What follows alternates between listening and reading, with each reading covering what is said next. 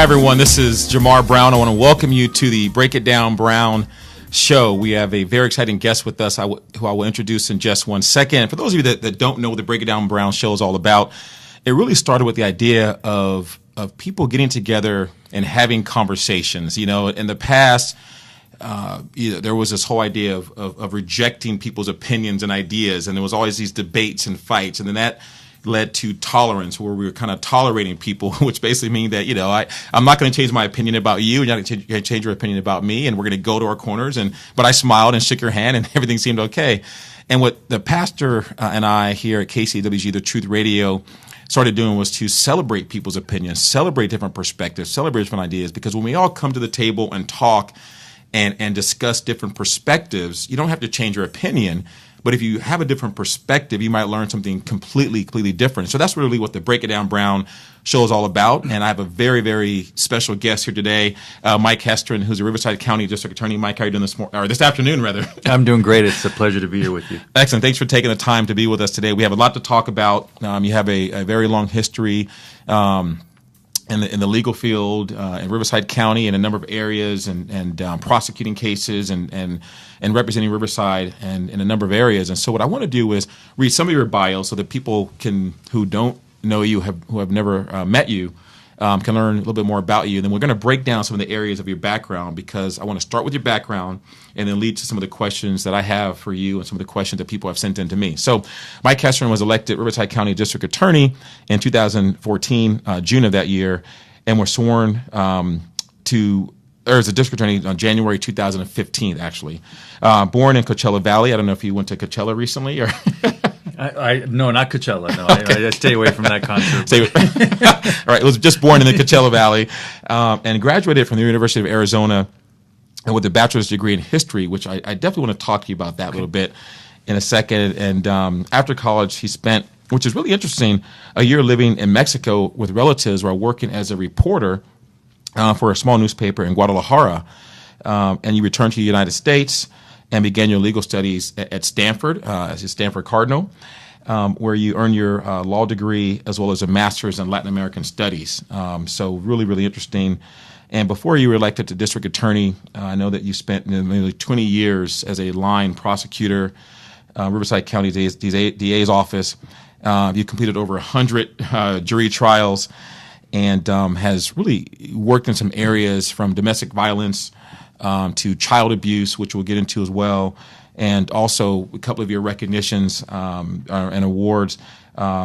You were recognized as County Prosecutor of the Year in 2010. You were also selected as a legal publication, the JD Journal, as one of California's top 20 lawyers under 40. Right. And in 2009, the California District Attorney Investigators Association honored you with as a statewide Prosecutor of the Year. And also in 2010, you're recognized as the California District Attorneys Association, recognized as the Outstanding Prosecutor of the Year as well. So a really, really tremendous background. So with all that said, let's dive into it. Sure. So just tell us, a little bit about your background. We read some of the things here, but tell us, some of the things that you'd like to share with us. Well, I was born in Riverside County. I was born in Palm Springs. My dad was a police officer there. He had a career in law enforcement. My mom was from Mexico, so I have a big family out there, immigrant family. She actually came to the United States when she was in her teens. Okay. Came up to learn English, and it's kind of a funny story. But she was working at a local donut shop and met my dad, who was a cop. Back in those days, this is pre-Starbucks, so if cops were working the night shift, the only places open were donut shops, which is where that. The whole thing came from, right? So my dad actually saw my mom and decided to, pull her over. Apparently she had a broken taillight, and instead of giving her a ticket, he asked for her number, and there begins the story. So I had great parents, I really did. Both of them, I learned a lot from both of them. My mom ended up becoming a social worker. She worked for Child Protective Services. So, growing up, I heard stories at home from my parents. They both told stories. My dad told cop stories, and anybody who's been raised by a cop knows what I'm talking about. A lot of stories. But my mom had stories too. She talked about the heartbreaking stories of the kids that had been abused and been neglected and forgotten.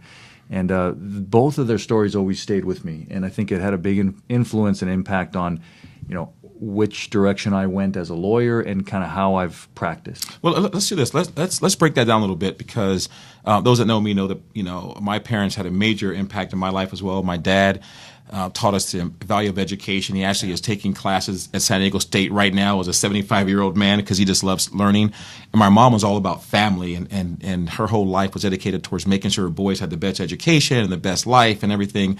And so I was affected by that. And so I totally can relate to what you're saying. So let's talk about, from your father's perspective, sharing the stories of his life as a police officer. Can you give us a couple of examples of maybe some pivotal moments that really framed your mindset at an early age? My dad's stories, my dad was never went to college. He was a blue-collar worker, hard-working man. And he just was very, very kind of, old school in the sense that, men have to work hard. And he really instilled in me kind of this toughness. And some of the toughness, he'd also been a veteran. He had gone to Vietnam and spent time in Vietnam.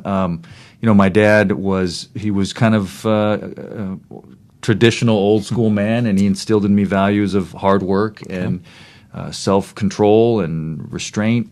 And it's funny because it was my mom who was the proponent of education, and it was her that drove education in our house. And I had a sister that I grew up with, and both of us ended up getting advanced degrees. And that's just because we were drilled at an early age that no matter what you do, you get your education. It changes your life. Absolutely. Let's talk about your mom for a second, because as you said, she was the one that kind of drilled education and learning into you and the value of it. But it sounds like she saw some rough things in her background and experienced some tough things. And so talk about your perspective on observing that, and observing somebody who's going through some difficult things themselves, or had experienced some difficult things, but then has the wherewithal to say, I want my children's life to be better. I want my children's life to be different. So talk about that. Yeah, my mom, I really look up to and admire my mom and her story. She came from Mexico, obviously, came here, didn't speak any English, and had come here specifically to learn English with the plan that she would go back home, and spent her whole life just dedicated to learning English, and ended up, going to college, ended up, becoming a social worker, and just had this hunger for knowledge. I helped my mom when I was in high school to become a citizen, and so she studied for her citizenship exam. She just had this this toughness about her, really, this kind of confidence, quiet confidence. And you're exactly right. Her thing was she wanted her kids to have the fruits of education that she didn't have necessarily. She went back to school later in life, but spent the time when we were young as a stay-at-home mom. Okay. And so I just had great parents. I really did. I mean, I can't stress it enough. I wouldn't be sitting here if it wasn't for them, And they certainly weren't perfect people. Right. Nobody is. But I honestly am just so grateful that they were my parents. I had just fantastic. Wow, it's a great background, and so let's talk more about education, because obviously there's a process to becoming an attorney and a process to becoming a district attorney. But let's take it back a little bit. Let's break it down to the early days. You were influenced by both your parents. At what point, take us through high school, then you were, getting ready to go off to college, and you said your dad didn't have a degree. And right. So talk about that transition from, education being important and drilled into you to all of a sudden, now I have to go off and actually, put it to the test in college. It was interesting. My dad, it's not that he didn't support us going to college. He just didn't value it like my mom did. And I remember as a younger boy, my mom and my parents would argue. My dad would say, he doesn't have to go to college. There's plenty of good jobs out there. He can be a welder and, plenty of other things, which, of course, he's right. There are plenty of good jobs. My mom was just insistent. No, I want him to go to college. He's smart. He's got he needs to have that. And so when I went off to college, both my parents were very supportive, but it's largely influence of my mom, and went off to the University of Arizona where I studied history, and I just had a great time. I did. I worked hard at it. I did. Right. And just really applied myself, and it was just a great experience. Well, let's talk about history. I mean, history is one of my favorite subjects, and I want to get your perspective on this, because history is usually told by the winners. Right. If you didn't win, your history is told by someone else, or either not recorded. And so, sure. I'm curious to learn what made you choose history as your major. What was it about history? Was it interesting or? Yeah. It's a great question because, of course, when I went, everybody's telling you, giving you advice, you study business and this and that.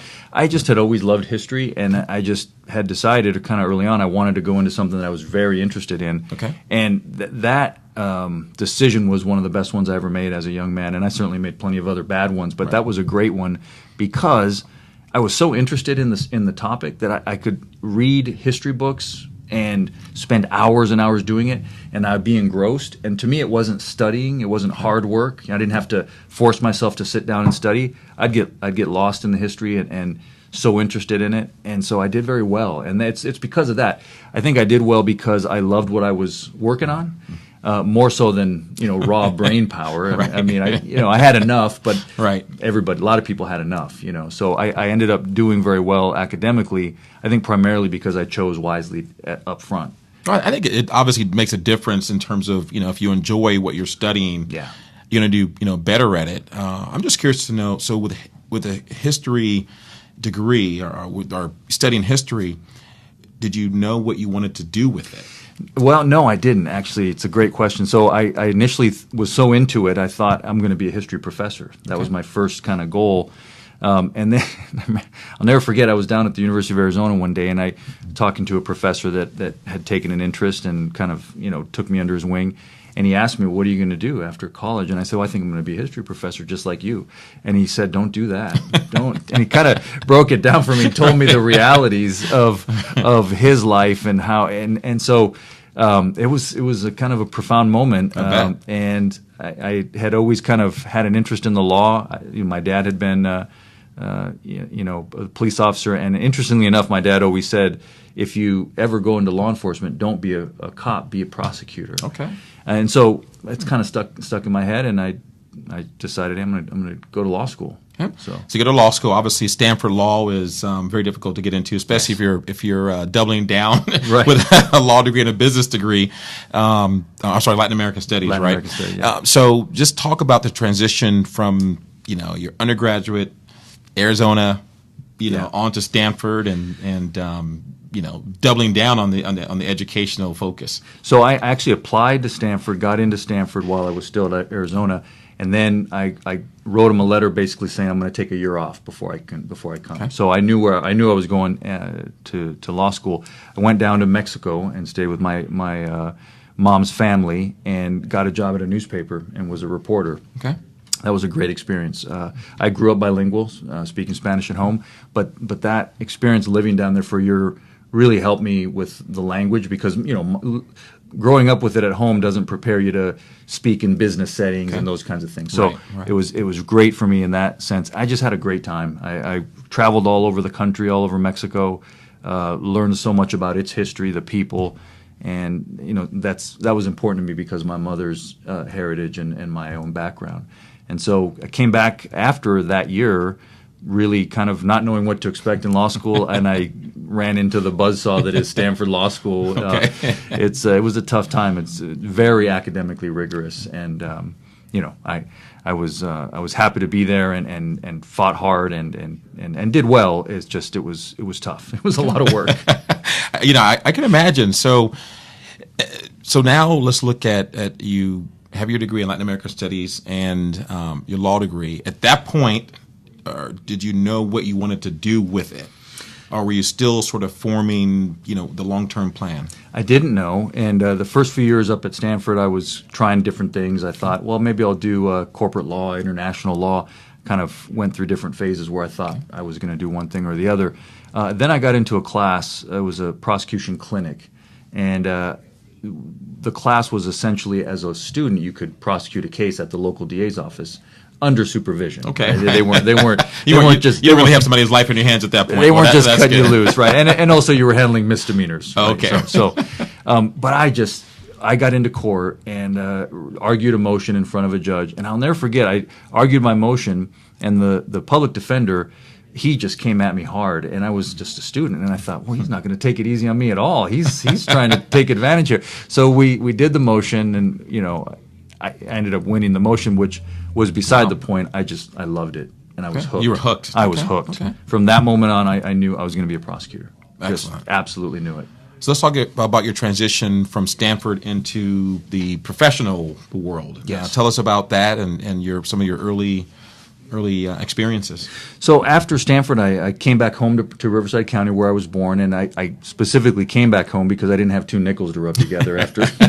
I really You did. probably still don't have to go to Stanford. I'm just joking. Stanford's a great school. I actually want my daughter to go there. So, anyways, but it's a great school. I recommend Right. it. But I came out broke, and so I lived with my uncle in Palm Springs. He actually had a room that my mother had used when she first came from Mexico Wow. to learn English.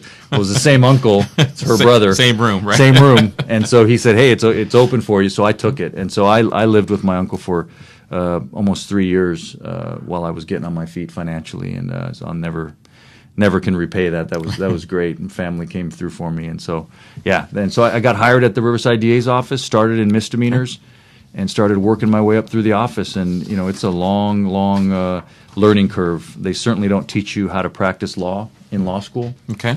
and especially a place like Stanford Law School, whereas it's all very kind of theoretical. I see. Academic. It's very academic, Right. And I'm not knocking that. I'm appreciative of that education that I got, but you come out not really knowing how to practice, and you learn that the first few years on the job.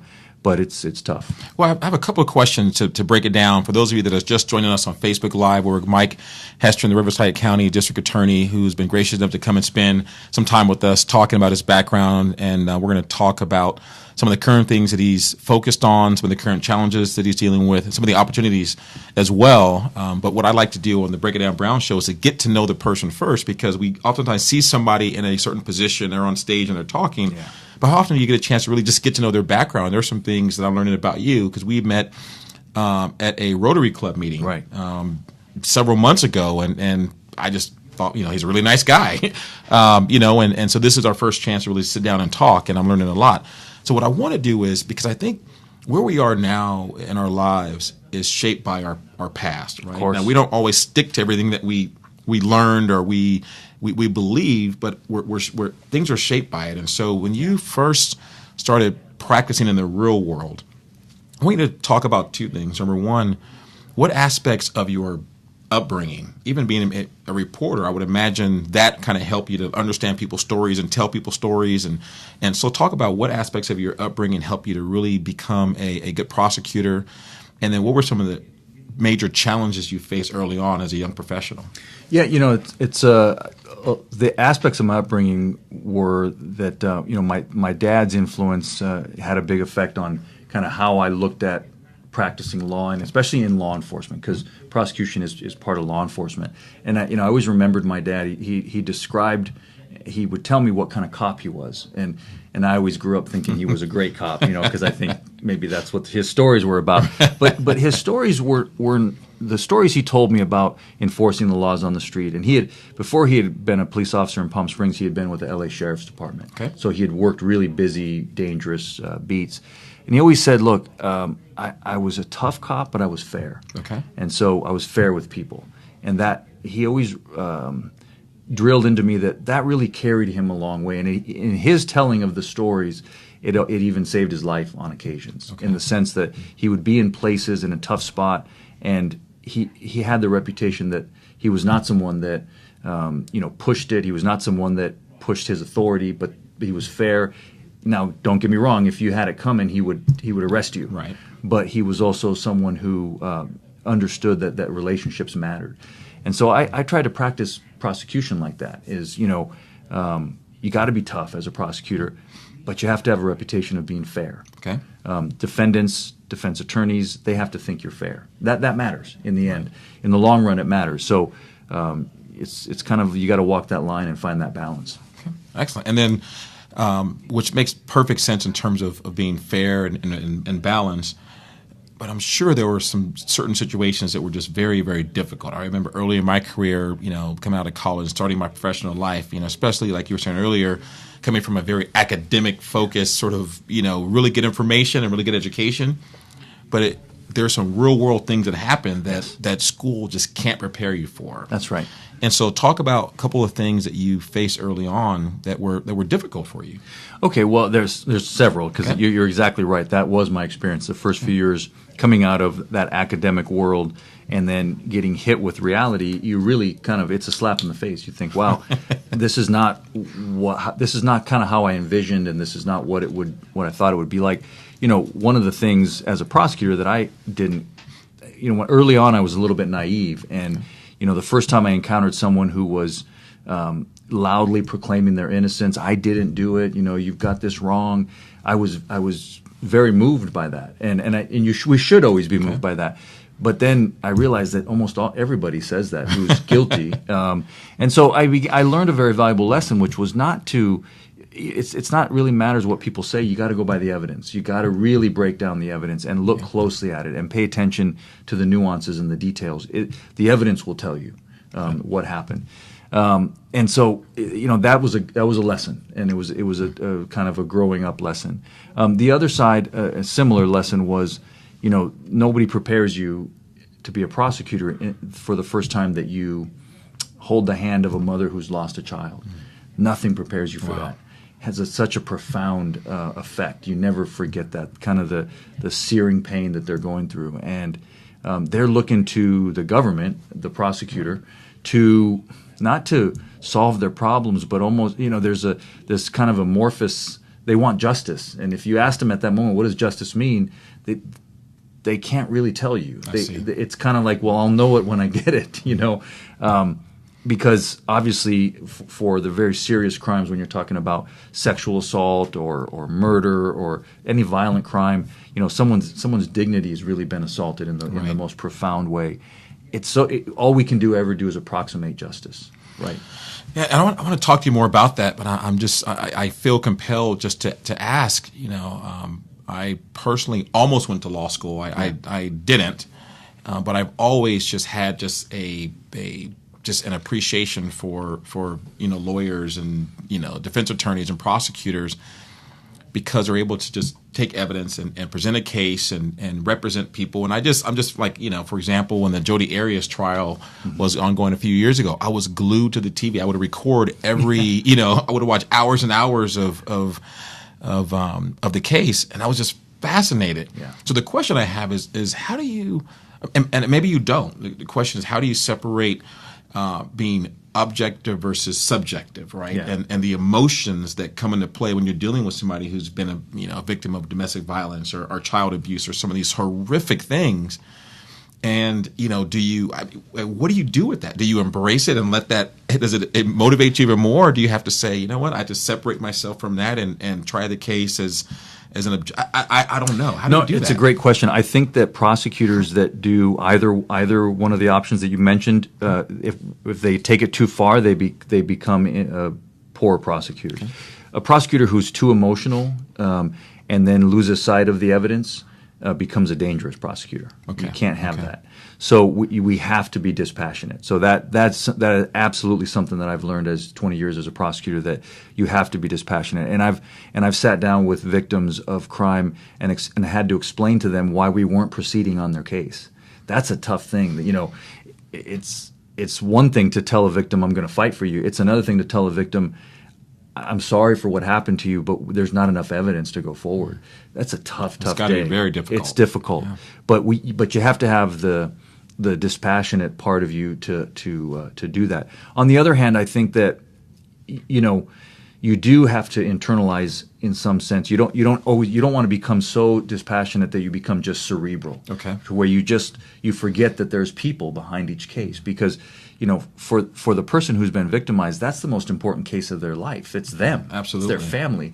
Right. And far short of the serious crimes, even someone who's had their car stolen, that's their most important case Absolutely.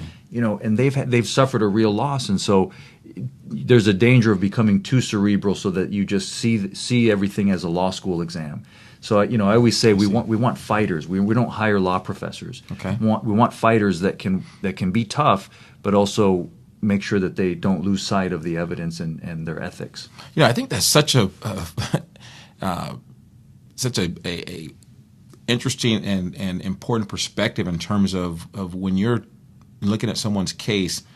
That case is the most important thing in their life, right? Absolutely, yeah. Because you look at your background, you've tried over 100 cases, and now overseeing the office. There's you work with a lot of different other lawyers, and so there's a lot of cases and things that come through, and for each person that has an issue that happens, that's the most important thing in their life. Yeah. And whereas sometimes you have to make some tough decisions about what to do with someone who has a situation that is really important to them, that you have to make decisions based on what is the right thing to do from your perspective. That's right. Yeah. It has to be very difficult. So let's talk about your oversight. Okay. A lot of people may not really know all the things that you focus on or that you oversee. So I've done my research, but I'd like to hear directly from you. What are some things that you oversee so that we can give everyone a perspective in terms of the scope of your role as a Riverside County District Attorney? So the DA's office, the Riverside County DA's office is a huge office. And what I mean by that, if you compare counties across the country, in Southern California we have these gigantic, monstrous counties. Riverside County, if we were a state, we'd be the 36th largest state by population. So I say that because the office in scope is just enormous compared to, say, DA's offices back east, Iowa, Minnesota. They have tiny counties. So that in and of itself is a challenge. We have 250 lawyers, about 700 employees, 6 offices across the county geographically. So, and they don't. This job doesn't come with a helicopter, so I'm always driving. Always driving somewhere. I'm always driving somewhere. Get up early and I drive. But we handle about 60,000 criminal cases a year in our office. And I'll be honest, I took office. I had been a line prosecutor, and so I had a learning curve. I had a learning curve on handling budgets. I had a learning curve on the management of such a large office. We've come out well in the last 4 years in this sense that we had some turmoil before I took office at the DA's office, and it's calmed down a lot. The office is working well. The attorneys are focused on the job. We're not torn apart by internal strife and politics and that kind of thing. Okay, excellent. Well, let's do this. Let's dive into it. I think we've had a really good conversation about your background and your thought process and how your upbringing. I think is really important for everyone on Facebook Live and at KCWG The Truth Internet Radio to know that about you, which I think is important. Now let's talk about where we are today, and let's start with some of the biggest challenges that you're faced with. I know when we spoke on the phone to prepare for the interview a few days ago, you mentioned some of the laws that are affecting just how your office runs and how you manage everything. So wherever you want to start, talk about maybe 2 or 3 of the biggest challenges you're faced with, and let's have a discussion about it. Yeah. So the challenge for me is the job of the district attorney is to seek justice and to keep the public safe. And so that is what I have to do. And there's some changes in the law that have made that job in some ways more difficult, and in some ways those changes have required us to change. Because one thing that I don't do, and you won't hear me do, I don't make excuses. I don't say, well, the law's changed and so I couldn't do my job. Okay. That's not what the people elected me to do. They elected me to get it done. Right. And so we get it done. And, that means you improvise. You work around. You find a new solution. So some of the old ways of doing things, we've had to change at the DA's office. We've had to move towards, alternatives. We've had to move towards crime prevention, and I embrace that. I think it's a great thing. And so at the DA's office, we're a tough on crime office. We always have been historically, and so what that means is we take a hard line when it comes to violent crimes. Murders, rapes. And crimes against children, gangs. So those are cases where we will take a hard line, and we should. On the other hand, under the kind of the new structure and the new direction, we have to look at things like diversion programs. We have to look at crime prevention programs. I started a crime prevention program when I first took office, probably 3 months after I took office. That has been one of the most exciting things in the first 4 years for me, to watch that program blossom and see the effect it's had on the community, because it's having great success, and we're seeing that in the numbers, in the statistics, but it's also having a secondary effect. Crime prevention, having our DAs go into communities and work with community-based organizations to get crime prevention programs going and get the crime rate down, has changed the perspective. It's changed the way the community sees us. Okay. They see us not just in the courts trying to, punish the offender, which we do still, but they see us also trying to help. And so I think that's been an important change. Well, let me ask you this, because you mentioned on the phone, like you mentioned Prop 45, Prop 57, and AB 109, and so I kind of sensed that there was obviously a focus of yours from the beginning, but it seems like there was some also cause and effect, right? Yeah. With trying to, of course, punish crime, but also prevent the revolving door of crime, and to change the perspective of individuals in the community. So just, take us a little bit deeper into Sure. why the prevention programs, obviously something you would probably do anyway, but why that is so important now based on maybe some of the changing laws. So essentially, let's start with AB 109. AB 109 was obviously passed by the legislature in Sacramento. What it did essentially was to take nonviolent crimes and say we're no longer going to send those crimes. They're no longer going to be punishable by prison. So they will be punishable by the local jail. And so really kind of divided our criminal justice systems in two. Now there's prison-eligible crimes, and now there's the county jail. Right. The change that really had for Riverside County is that our jail system was overcrowded when AB 109 went into effect, and so lower level crimes, people that are sentenced to a year or two in the jail. Currently, right now, even today, someone who's sentenced to a 2-year sentence in our local jail, let's say for stealing a car. Okay. Let's say someone steals a car and they've got priors, and so the judge sentences them to 2 years in the local jail as their punishment. When they get to the local jail, they'll do about 10 days before they get kicked out, okay. And that's it. And that's so it's tough to run a criminal justice system that way. And so, someone might say, well, those are lower level crimes. Well, sure, but that's, car theft. It's still a crime. It's still a crime. Right. Car theft is still a felony, and we don't want to have car thefts, running rampant around the county. That's one of the problems with AB 109. Yes, and so you're right though, that has made us think more. I think more locally, because the problem is local. We don't have enough jail beds. We have to solve this problem. It's been made very clear to us that Sacramento is not coming to our rescue. And so I think that's the silver lining for me in AB 109 was, well, we've got to come up with local solutions. And local government is, I think, in some ways better attuned to what the people need. The further you get away, the harder it is to hear, right? Yeah.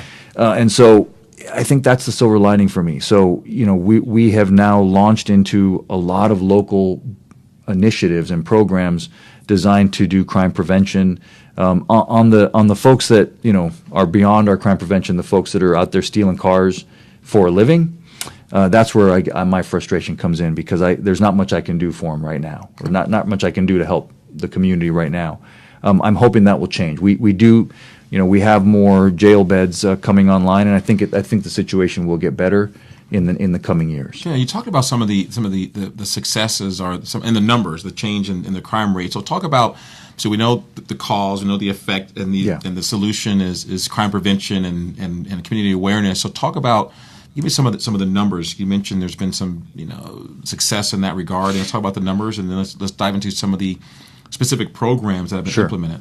So the crime prevention programs that have been started by the DA's office, we are involved in a variety of kinds of programs, but one thing that they all have in common is we focus on youth. Okay. So obviously it's much harder to prevent folks that are already kind of involved in a criminal lifestyle. So once they're kind of farther down the line, not that it's impossible to rehabilitate and to change, but it's harder. Okay. So we focused first on the youth, and so the success is that in the last 4 years, the rate that we charge juveniles with crimes, and that's felonies and misdemeanors, has dropped 46% since I took office. Yeah, that's great. And that's a stunning number. I didn't expect that. None of us expected that. We thought we would see drops, but we thought it would be 10% if we were lucky, and we thought, hey, if we can get 7-8% drop over years, those will compound. And we've seen over 3 years a 46% drop. Well, I want to break that number down because one of the things that I believe is one of the challenges that children have that are in environments that may not be conducive to their success, maybe in tough households or tough neighborhoods, is that I believe every child is a good child. No one comes out bad. It's just the environment affects them to a great degree. You're right. But I also believe when they're exposed to the right programs, to the right people, and to the right. But it's ongoing. I believe that the children that have the best chance are the ones that are surrounded by good people and programs and boys and girls clubs and things like that. Because once they see that there's a community that supports them, then I think that can, in many situations, preempt what they are exposed to. Because one of the challenges is a child may go to a program for an hour and they love the program and it's great, but then they go home to a very difficult situation, and so they're 23 hours in a bad situation, 1 hour in a good situation. So it sounds like you have multiple programs happening, and I think it's important for all of us to get involved to help our children. So talk about kind of the scope of what is actually being done as part of that program that has created the 46% drop. Well, so first of all, I don't want to take all the credit for the 46% drop because we work with probation and we work with other agencies, and so it's really a collaborative effort. But yes, we are involved with the Boys and Girls Club, for example. We get involved. We have a program with them called Young Justice where it's a mentoring program where our attorneys come in and they do it's like a mock trial thing.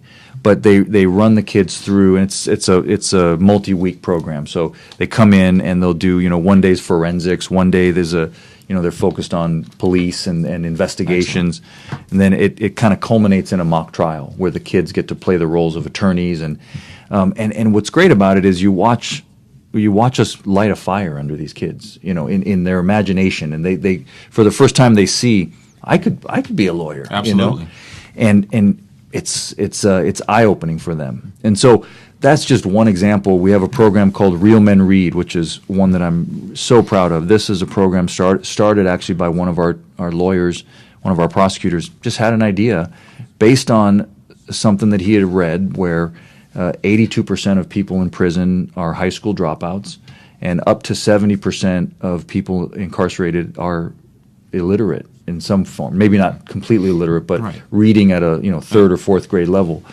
And so his thought was, how about a literacy-based crime prevention program?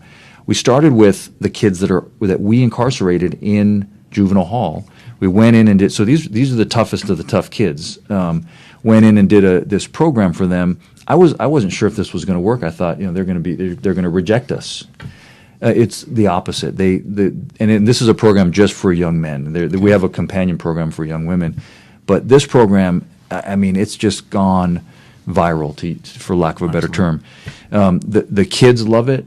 They look forward to it. We get them reading. I'll just tell you a quick story. I don't want to take too much time, but I visited one of the Real Men Read programs, and there was a young man there, and he had been a tough kid when he came in. And he was running with a local gang. He already had a moniker. He was doing graffiti.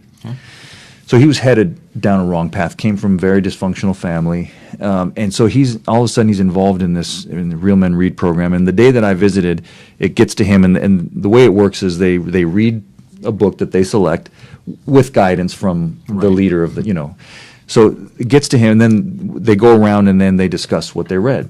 So it gets to him, and he says, "Well, I've been reading a book by Kurt Vonnegut," and he breaks down the themes, and I'm great. floored. I thought, where is this coming from? and so afterwards, I pulled him aside and I said, "Tell me about yourself." We start talking, and I said, "What are you getting out of this program? Why do you like it?" And he told me, before Real Men Read, I had never read a book, and nobody had ever read a book to me. Wow. And now I've read 6 books. And the pride in his face when he told me he had read 6 books, it was palpable. Now, I'm not naive. I know we're not going to solve the crime problem or the gang problem with Real Men REIT, but this is why we're having success, because we've got this momentum going. And for kids like him, now he's a success story. He's not committing crimes anymore. It's been 3 years and he hasn't committed any new crimes. He's not running with the gang anymore. That's a huge success story. Well, I totally agree, and some people, when they knew I was going to interview you, they wanted me to ask some hardball questions and things like that, and I said, my perspective on it is we need to learn different perspectives and really sit down and have a conversation. Right. And so maybe we'll come back and have a different discussion. Yeah, I don't mind the hardballs, but my perspective is this: I think things like that and showing what we all can do to help these young men and women.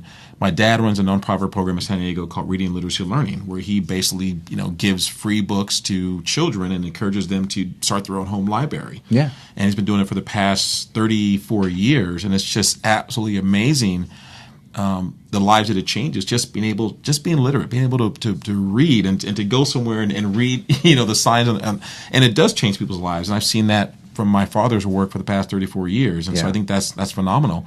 You mentioned the gang situation, and obviously I know part of your focus is the gang awareness or gang prevention, and so talk about some of your work in that area. So here's the deal with the gangs. We have a real gang problem in Riverside County. We have 12,000 documented gang members.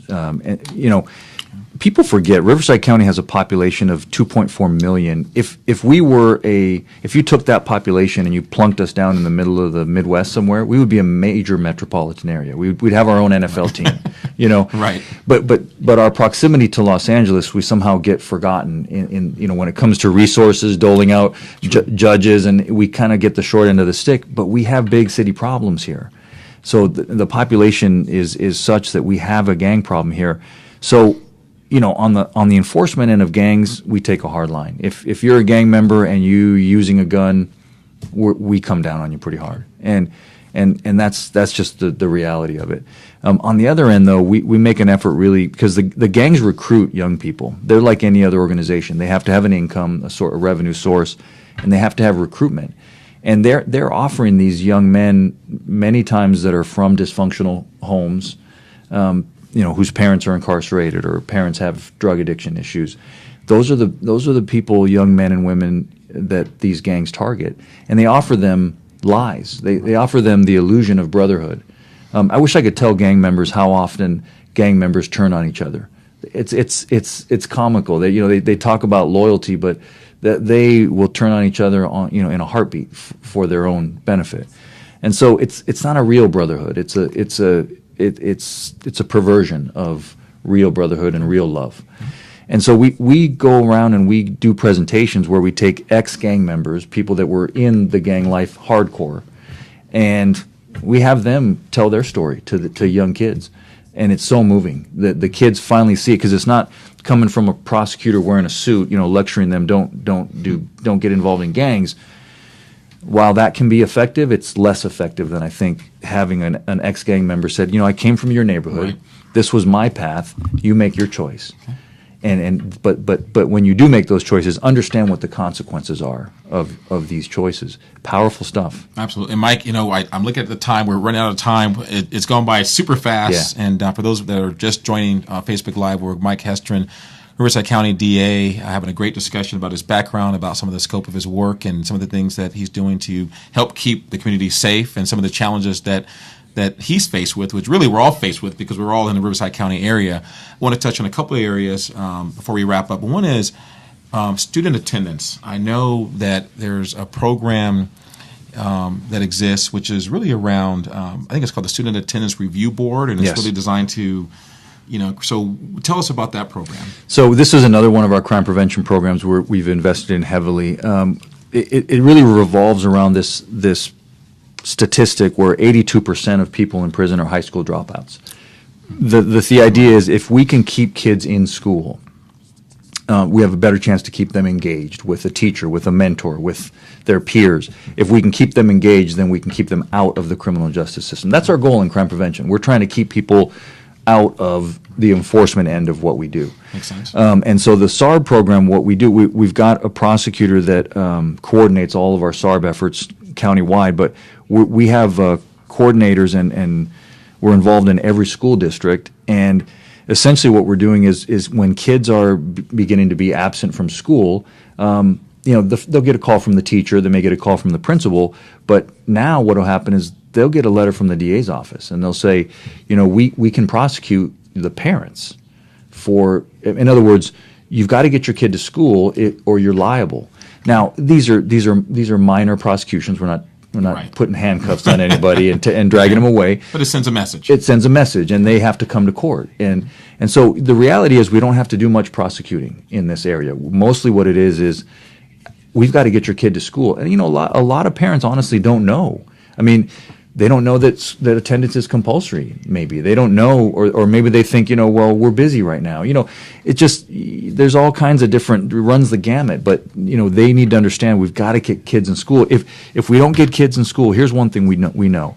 If a kid is not in school and they're missing school, then we're going to have to prosecute that kid. We're going to have to arrest, the police are going to arrest that kid eventually. We're going to have to prosecute and maybe incarcerate that kid. That's not what we want. It's not a wise use of resources, and it's wasting a life. Absolutely. We have to get to a question. There are so many questions that people ask me, and some of them we've sort of filtered through our conversation. One of the questions comes from a business owner in Corona. This individual owns a business. Won't say the name of it, but it's a fairly successful business.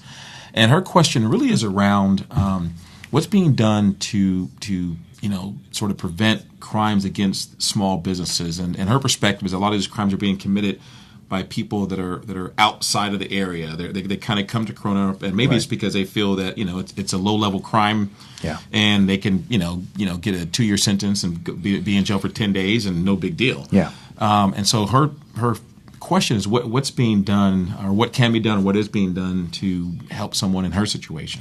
It's such a great question, and this is one of my biggest frustrations because there's very little we can do anymore based on some of the changes in the law. And I'll give you an example. So someone who steals, say, a theft from a local business owner, as long as that theft is under value of $950, it's only a misdemeanor. And worse, it's only a misdemeanor no matter how many times they do it. In other words, they could steal 100 times in a row, and there's only ever a misdemeanor. So if we're sending someone who commits a felony into the jail for car theft and they're doing 10 days on a 2-year sentence, imagine misdemeanor folks, they don't even see the jail cell. Right. Yeah. So now what that's become, it's become like a ticket. So the police will give a ticket for theft, but someone who's already involved in a criminal lifestyle, they don't care. And so there's no consequences anymore for those kind of quality of life crimes. And for that business owner, it's their lifeblood. And I'm hearing stories of business owners that are closing shop because of it. So something's got to be done. I will tell you, it's very complicated. What needs to be done is we need to have enough jail beds so that we can, so that we don't have to kick everyone out after 10 days. But here's what I propose, and I would like to have an additional 1,000 jail beds that are not in jail, but that are so-called soft beds, that are rehabilitation centers, where we could send our low-level offenders. And I think that's an alternative to jail, and it could still work as a deterrent. We could send them there. It would, what doesn't look like a jail, doesn't need to have guards, would have probation officers running it, perhaps something like that. That is a way that we could meet this challenge without bankrupting the county to build 6 more jails that it would take. Okay. So that's my proposal. I'm working closely with the probation chief. They've already got some of this going, but I think we need to expand it and really double down on this idea. Okay, another issue that I personally see is as I get off and exit to get to my home here in Corona, and I live in a nice area, but when I drive through parts of Corona to get to my nice area, there's obviously a drug problem, obviously a homeless problem. And I know that's the case in Riverside as well, and other areas in the county. Talk to us about that particular challenge and what's being done for those two challenges? So homelessness exploded after Prop 47, and the reason is because Prop 47 made all drug possession of any kind, simple possession, of a misdemeanor. So where in the past it could be a felony, it would now be a misdemeanor. And so people who in the past they were using drugs would eventually work their way up to jail and maybe even prison. Now they're just on the streets.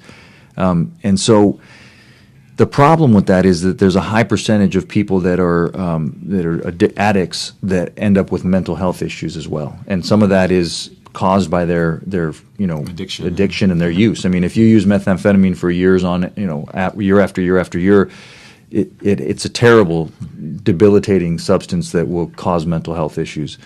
And so that's kind of what we're left with in the past. And I will acknowledge that I don't think that prison is necessarily the right place for addicts. But when Prop 47 went into effect, we didn't say, well, we're gonna change them from prison to mental health institutions. There was no transition. There was no alternative. Okay. It's just now they're on the streets with no chance of getting any services. So the homeless population exploded. That's one of the unintended consequences of Prop 47. Again, frustration of mine because I don't want to jail the homeless. I want to get them off the streets. But we've had to change. So one of the things we do now is we have what's called a collaborative courts unit, where we use the power of prosecution to basically intervene in people's lives. So we have what's called a homeless court, and we set that up out in the eastern part of the county. Started that in 2016. Very successful out there. I'm happy to report that the first homeless court in western Riverside County will start this July. Excellent. So it's going to be up and running. The way the program works, if I can just give a 30-second explanation, somebody who's homeless, we bring them in. They have to agree to be sheltered. So find some kind of housing situation, and we help the program helps them with that. If they will agree to go through the classes, usually it's some substance abuse classes, life skills classes, a variety of kind of a curriculum that they have to go through. If they successfully complete all that, we will dismiss any criminal cases against them. And we've gone one step further with the homeless, and that is we'll have the courts, and the courts agree to do this, dismiss any pending fines and fees that they have hanging over their head. Okay. And that ends up being a big deal for them. They come out completely cleaned legally. Right. They're clean record in the sense they don't owe any back pay, no fines and fees. They can get their driver's license, and so it really helps. The pilot that we did, we had 50 individuals. All 50 graduated, and all 50 are no longer homeless. Wow, that's wonderful. That's wonderful because it's something that I'm glad that there's that investment that's being made because it is a big problem, and these individuals do need help, and so. And everyone that you may have just tuned into the Break It Down Brown show with Mike Hestrin, the Riverside County District Attorney. We've had a wonderful discussion just to get his perspective on different things. Like I said, my show is not a debate show. It's not CNN or Fox or anything. Hardball. We're just I'm not Chris Cuomo. We're just I can be maybe in the next interview I will, but for now we're just having a discussion. So I think how many of you have ever had the chance to really sit down with the district attorney and just get to know his or her background and where their thought processes come from. So this has been very enlightening for me, and I know it has been for everyone watching. So in the last minute or so, just I know you're a young man. Talk about legacy. I like to ask all my guests, from a personal, professional standpoint, when they're in the 11th hour of their life, they're looking back and they're talking to their great grandkids about their life. What would you want to be able to say about your life? Yeah, I think actually it's interesting that you asked me that question because I think about that quite a bit. I had this experience last year. I lost both my parents. They both passed away. Oh, sorry to hear that. Yeah, and it's part of life. But legacy and kind of looking back on your life, I know what I want, and and it goes by fast. So I know I look like a young man, but we're gonna blink and I'm gonna be retiring here in a second. Right. But I want people to say he cared about the community that he served. I want them to say that he was tough when he needed to be tough, but he was fair and caring when he needed to be caring. And overall, he cared about the well-being of the people that make up this community. It's not about wins or stats or anything like that. It's about the people that live here, and seeking justice is not an easy thing to do. It's a hard thing. There's always two sides, you know. You've got to consider both sides, and you've got to consider what's right. You know, and what I want to wrap up with, Mike, is really where we started when we asked, you know, your background. You talked about, you know, how influential your parents were in your life, with your dad being a police officer and teaching you about fairness, and your mom, you know, being an immigrant and really, you know, teaching you the value of education. Mm-hmm. And what you just said really speaks to exactly what you learned as a child. And so one of the things I think is really important out of all the things you said today is the focus on children. Yes. Because you've been obviously influenced by your parents from yes. a very young age. And we could do the exact same thing for the children in our community and across the world if we just continue to love on them, to help them, to yes. teach them, to guide them, not just because they're your children, but every child out there needs that love and support. And so, you know, with the things that you're doing, that you have oversight over, and us in the community and just individuals out there, if we can just keep doing that one thing, that's right. I think that's one thing that connects all of us, regardless of what our, you know, political or, you know, religious views are. Yeah. Let's continue to help children. So, in our last, you know, few seconds, we have something that's going to come in a second, but. Any parting words for, you know, those that are, you know, watching on Facebook or that, you know, you just like to speak to you about, you know, anything, yourself, you know, what you oversee, or yeah, you know, it's just I'm a very lucky man. I've had, you know, I've got a wonderful wife and family, and I'm a father, and you know, what you said is absolutely right. The importance of our families, our kids, we can't lose sight of that. That's where our communities come from, and the health of our communities come from. Absolutely, Mike. It's been an absolute pleasure. We have one more thing to do, because on behalf of KCWG, The Truth Internet Radio, the best internet radio on the planet, and this plaque reads, KCWGthetruth.com, in partnership with JaMarr Brown, proudly presents the Keeping Covenant with God Spirit of Excellence Award to Michael Hestrin, Riverside County District Attorney, presented May 23rd, 2018. So thank you very much for being a guest. It was a pleasure. It really was. And then there's more. We also would like to present you with this medallion, just as a representation for you know, what you've done in the community, the way that you've given back in so many different areas, and just your time and coming in and sharing with us your perspectives on what you do. So on behalf of KCWG The Truth, Pastor Frank Starks, and myself, thank you so much. All right. Really appreciate it. Thank you very much. It's a pleasure being here. And, you know, and as we wrap up, once again, everybody on Facebook Live, thanks for tuning in to today's show with Mike Hestrin, the Riverside County District Attorney. Hopefully you got as much out of this as I did just from the discussion. We invite you to watch it again, to share this video with other people, and just continue to learn and see how we can get involved in some of the things that Mike and his team are doing with, you know, gang prevention, with, you know, helping with school attendance, you know, with you know, just helping the youth out in the Riverside County area. And so with that said, thank you all for tuning in to today's Break It Down Brown with JaMarr Brown, and I look forward to seeing all of you very soon. Thank you very much. Thank you.